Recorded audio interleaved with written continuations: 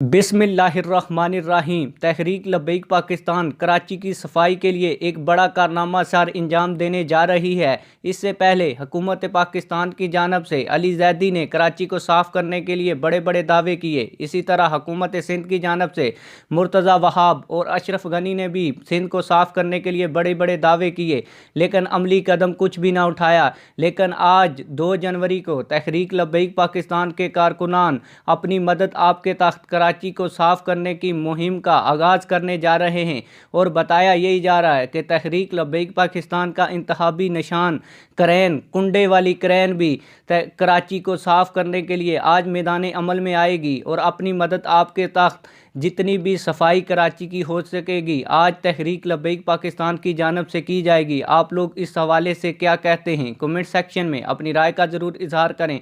अगर आप लोगों को वीडियो अच्छी लगे तो इसे लाजमी शेयर करें। मिलते हैं किसी और वीडियो में। अल्लाह हाफिज़।